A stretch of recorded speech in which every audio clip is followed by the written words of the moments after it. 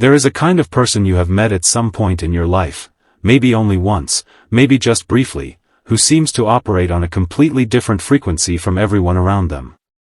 When things go wrong, they do not collapse. When people push them, they do not break.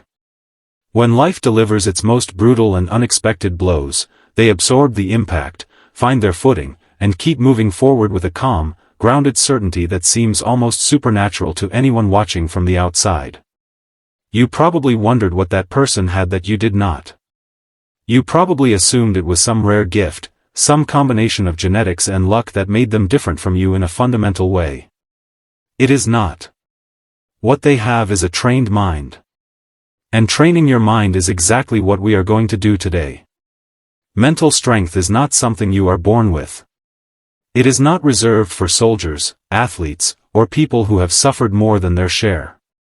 It is a skill, a collection of specific, learnable, practicable capacities that can be developed by anyone willing to do the daily work of building them.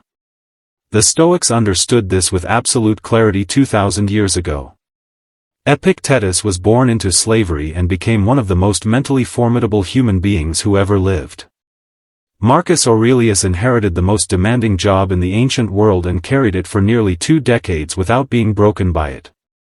Seneca faced exile, political persecution, and ultimately a death sentence, and met every one of those trials with a composure that astonished even his enemies. These men were not superhuman. They were trained. And the 10 lessons they left behind are the training program.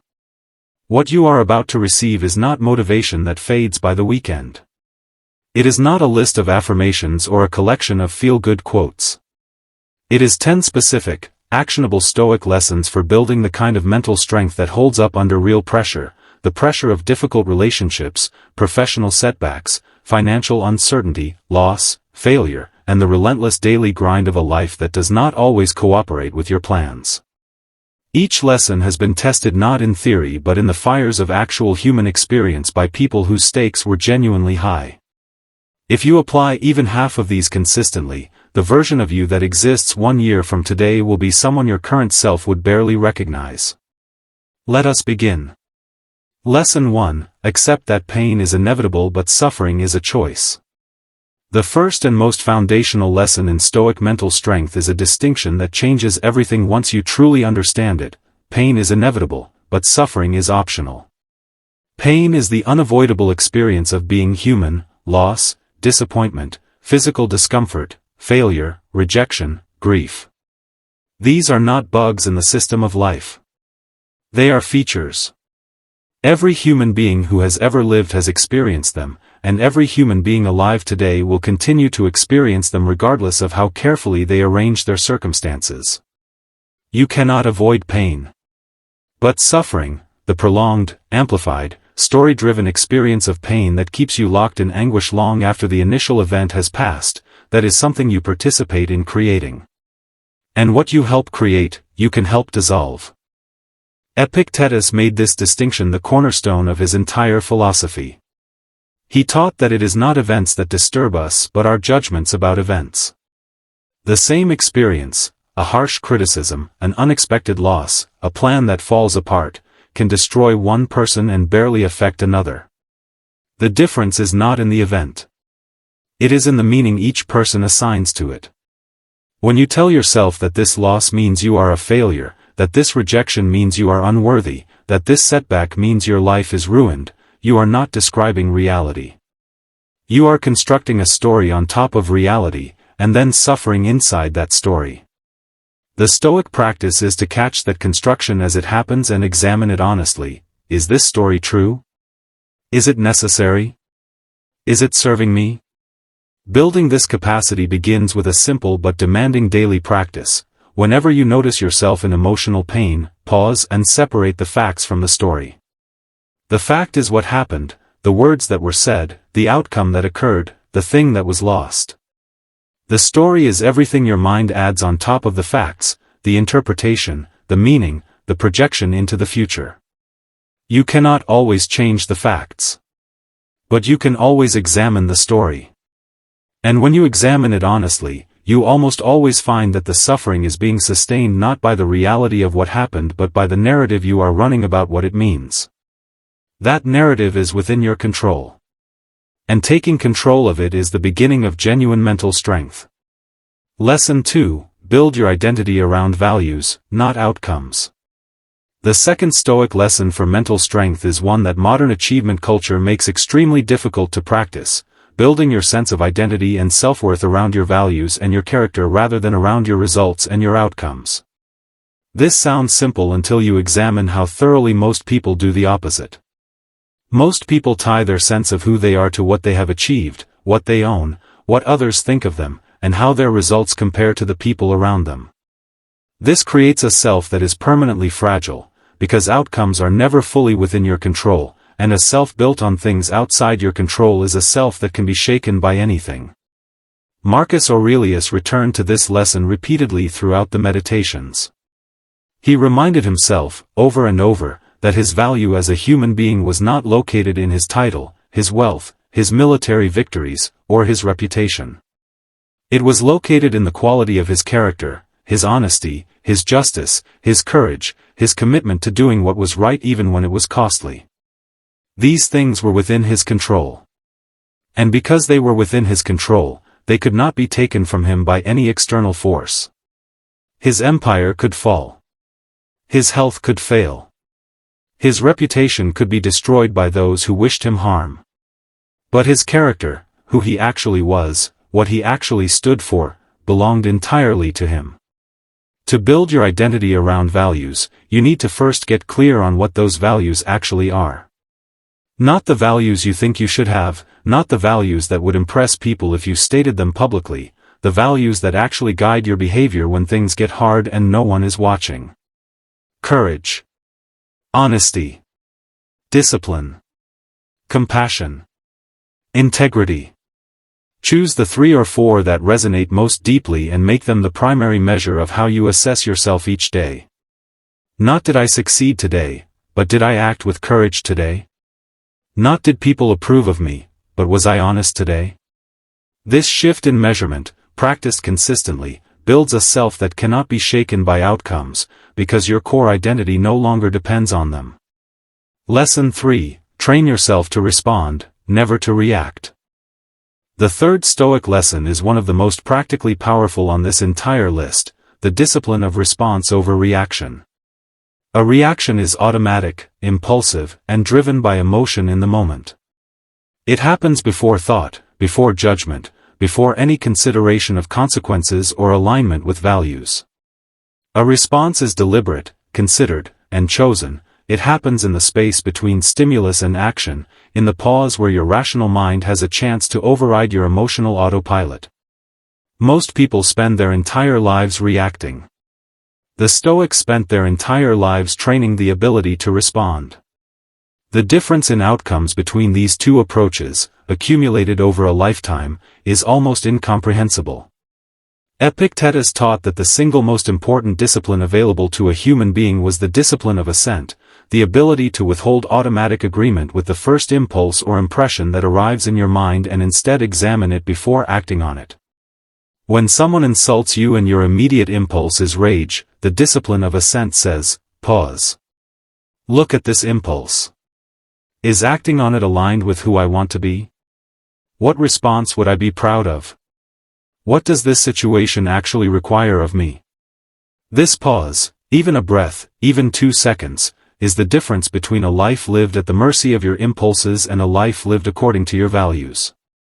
And like every Stoic discipline, it is built through practice, not through intention. The training begins in small moments, not large ones. You do not develop the ability to respond calmly in a genuine crisis if you have been reacting automatically to every minor frustration throughout your ordinary days. Every time you choose not to snap at someone who is rude. Every time you pause before sending a reactive message. Every time you take a breath before responding in a tense conversation. Every time you let a provocative comment pass without engaging it. These small acts of deliberate response are your training sessions. They are building the neural pathways, literally rewiring your brain, so that when the genuinely difficult moments arrive, the pause comes naturally and the response comes from your strongest self rather than your most reactive one. Lesson 4. Embrace discomfort as the price of strength. The fourth Stoic lesson for building unshakable mental strength is the one that requires the most immediate action and produces some of the most rapid results: the deliberate, voluntary embrace of discomfort as a regular practice. The Stoics understood something that modern comfort culture actively works against, that the capacity to handle difficulty is a muscle, and like every muscle it atrophies without use. A person who has arranged their life to be as comfortable as possible at all times has not created safety. They have created fragility. Because life will inevitably deliver discomfort, and a person who has never practiced handling it will be devastated by even moderate doses of it. Seneca practiced voluntary discomfort with a consistency and directness that would seem extreme by modern standards. He would regularly deprive himself of comfortable food, warm clothing, and physical luxury for periods of days, not because he lacked access to these things but because he wanted to maintain the certain knowledge that he could live without them. He called this rehearsing poverty, not as a performance of austerity but as a genuine exercise in liberating himself from the power that comfort had over his decisions and his peace of mind. After these periods he would return to his normal life with a refreshed appreciation for what he had and a confirmed knowledge that losing it would not destroy him. Your practice of voluntary discomfort does not need to be dramatic to be effective. A cold shower every morning. Getting up 30 minutes before you want to. Skipping a habitual comfort, a snack, a drink, a scroll through social media, for a day or a week. Doing a physical workout that is harder than your minimum. Sitting with a difficult emotion instead of immediately reaching for a distraction. Each of these small chosen discomforts trains the same fundamental capacity, the ability to experience something unpleasant without being controlled by the desire to escape it. That capacity, practiced in small doses every day, is the foundation of the mental strength that holds steady when life delivers the large, involuntary discomforts that no amount of careful planning can prevent. Lesson 5. Let go of what other people think of you. The fifth Stoic lesson is one that frees more mental and emotional energy than almost any other practice on this list: the complete and genuine release of dependence on other people's opinions. This is not about becoming arrogant, cold, or indifferent to feedback. It is about ending the exhausting, endless, ultimately impossible project of managing what other people think of you, and reclaiming the enormous amount of mental energy that project consumes. Marcus Aurelius wrote in the Meditations that he had no interest in the approval of people whose own standards he did not respect. Not as a boast, but as a genuine liberation, the recognition that most of the opinions we desperately seek are coming from people whose judgment is itself unexamined and whose lives are themselves unsteady. Epictetus was even more direct. He pointed out that your reputation, what people think and say about you, is quite literally not in your control. You can influence it through your behavior, but you cannot determine it. People will form opinions based on their own biases, their own histories, their own needs and projections. Someone will dislike you for reasons that have nothing to do with you. Someone will misunderstand your intentions regardless of how clearly you express them. Someone will judge you for choices that are genuinely none of their business. Spending your mental energy trying to control any of this is not just futile. It is a direct transfer of your power to people who have done nothing to earn it. The practice of releasing other people's opinions begins with a daily reminder that has two parts. First, the only opinion of you that you can directly shape through your choices is your own. Second, the quality of your own opinion of yourself is determined not by how others see you but by whether your behavior is aligned with your values. When you act with integrity, courage, and honesty, even when it costs you socially, even when it earns you criticism rather than approval, you build a relationship with yourself that is more stable and more sustaining than any external validation could ever be. The Stoics called this living in accordance with nature, being exactly who you are, without performance and without apology. That is the foundation of genuine, unshakable mental strength. Lesson 6. Use failure as a classroom, not a verdict. The sixth Stoic lesson for mental strength is the one that determines more than almost any other whether a person ultimately achieves what they are capable of: the ability to use failure as instruction rather than experiencing it as condemnation. Most people relate to failure as a verdict, a judgment handed down by life about their worth, their capacity, their future. When something fails, they do not just experience the practical setback. They experience a story about what that setback means about who they are. And that story, I am not good enough, I do not have what it takes, this is proof that I will never succeed, is far more damaging than the failure itself. It is the story, not the failure, that stops most people. The Stoics had no such relationship with failure. They treated it as one of the most reliable and information-rich experiences available to a person committed to growth. Marcus Aurelius failed regularly, as a military strategist, as a father, as a philosopher trying to live up to his own ideals. His meditations are filled with honest acknowledgments of falling short, renewed commitments to do better, and a complete absence of the kind of self-flagellation that paralyzes growth. He treated his failures the way a scientist treats a failed experiment, not as proof that the hypothesis is wrong about the scientist, but as data that refines the next attempt. This orientation, curious and corrective rather than ashamed and avoidant, is what allows a person to keep moving forward through the kind of repeated failure that genuine achievement always requires. To build this relationship with failure, practice a simple reframe every time something does not go as planned. Instead of asking what does this failure say about me, ask what does this failure teach me. Instead of asking why did this happen to me, ask what would I do differently with this information. Instead of treating the failure as a reason to stop, treat it as the most specific and useful feedback available to you about what your next attempt needs to look like. The Stoics did not celebrate failure. They refused to be destroyed by it. And that refusal, the stubborn, disciplined insistence on extracting value from every setback, is one of the clearest markers of genuine mental strength. Lesson 7. Practice stillness in a world designed for noise. The seventh Stoic lesson is one that is more urgent and more countercultural today than it has ever been in human history, the practice of deliberate stillness in the middle of a world engineered for constant noise and perpetual distraction. The Stoics understood that a mind that is never still is a mind that can never be truly known, truly directed, or truly strong.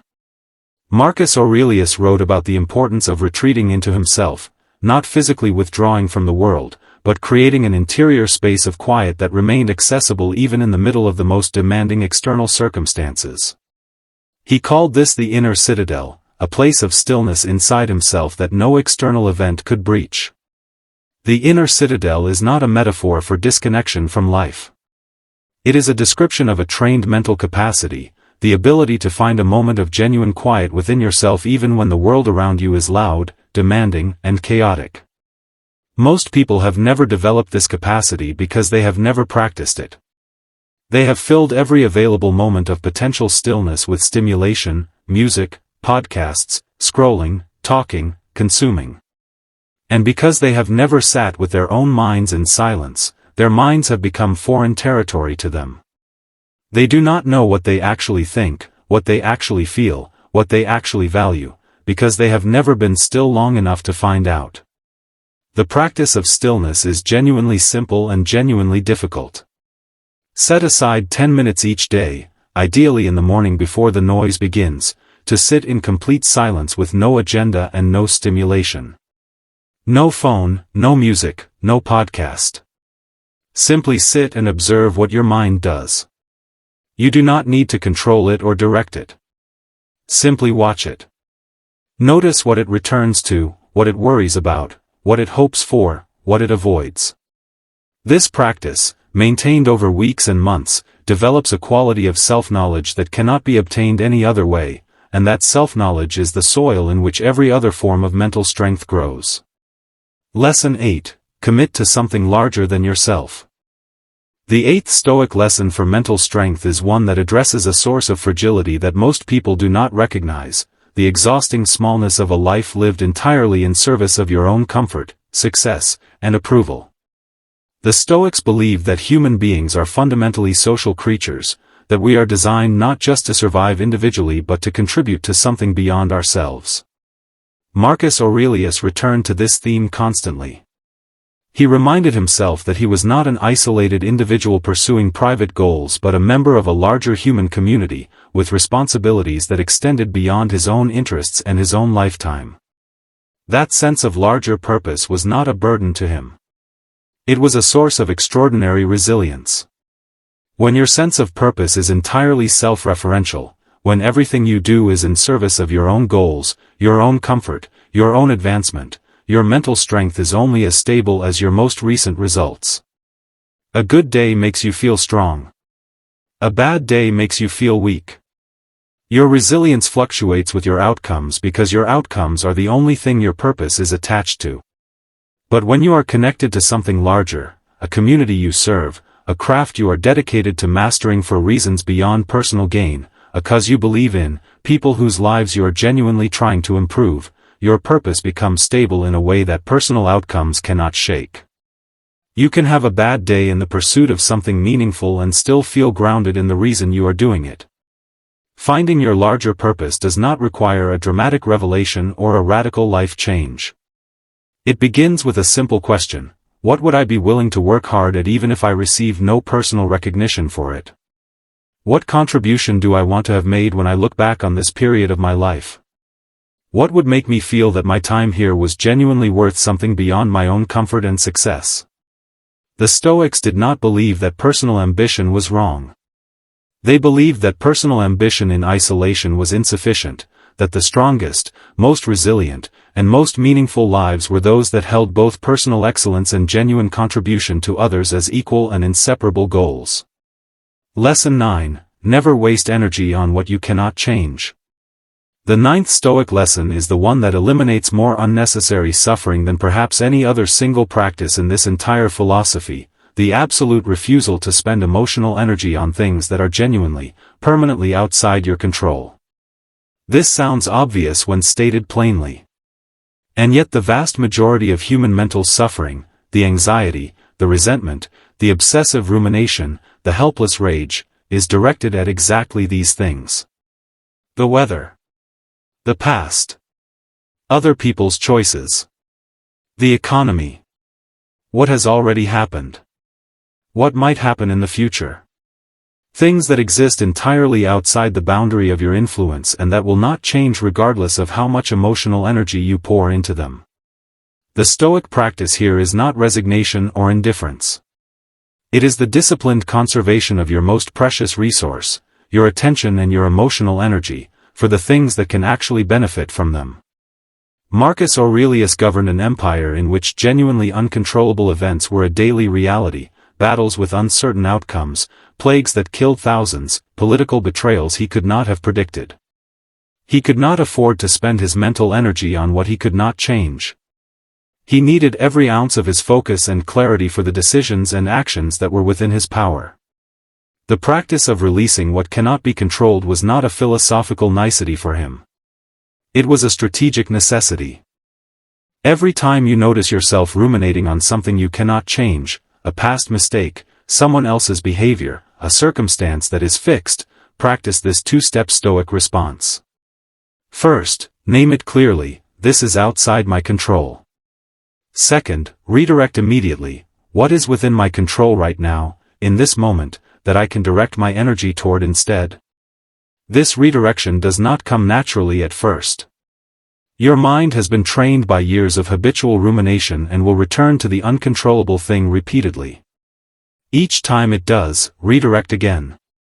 The practice is in the returning, not in achieving perfect mental discipline from the start. Over time, this redirection becomes faster, more automatic, and more complete. And the mental energy you reclaim in the process is extraordinary. Lesson 10: Show up every day, especially when you do not feel like it. The 10th and final Stoic lesson for building unshakable mental strength is also the simplest and the most demanding: show up every single day, for your practice, your work, your values, and the person you are committed to becoming, especially on the days when you do not feel like it. This is the lesson that separates the people who understand Stoicism from the people who actually live it. Because understanding these principles in moments of comfort and motivation is relatively easy. The real test, and the real building of mental strength, happens on the days when you are exhausted, discouraged, uninspired, and everything in you is looking for permission to skip the practice just this once. Marcus Aurelius wrote the Meditations during some of the most grueling years of his reign, years of military campaign, personal loss, physical illness, and political pressure. He did not write them when he felt inspired. He wrote them when he needed them, when maintaining his commitment to his own principles required the deliberate effort of reminding himself, in writing, of what he believed and who he was trying to be. The consistency of that practice, maintained across years of genuinely difficult circumstances, was not the product of exceptional motivation. It was the product of a decision made once and renewed every single day: I am going to show up for this, regardless of how I feel. This final lesson is the one that makes all the others real. You can understand the dichotomy of control intellectually and still react automatically in the moment. You can know that failure is instructional and still avoid it out of fear. You can believe in the importance of stillness and still fill every quiet moment with distraction. The gap between knowing and being is crossed by only one thing: the daily, unglamorous, non-negotiable commitment to showing up and practicing. Not when conditions are perfect. Not when motivation is high. Every day. Subscribe to Stoic Mind right now for more videos exactly like this one, because the journey to an unshakable mind is not a weekend project. It is a daily practice. And we will be here every single week to walk it with you. Subscribe to Stoic Mind, build your unshakable mind with us. You have just received 10 of the most powerful lessons ever written for building genuine, lasting mental strength, lessons forged not in comfortable theory but in the real fires of human experience by men who faced war, slavery, exile, and death, and emerged from every one of those trials more grounded, more purposeful, and more unshakable than before. These 10 lessons are not a quick fix. They are a training program. And like every real training program, their power is entirely in the consistent, honest application of them over time, not in the inspiration of hearing them once. This is exactly why Stoic Mind exists.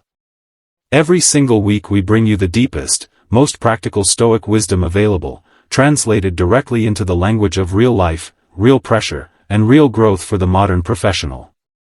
We do not make videos that make you feel good for 20 minutes and change nothing.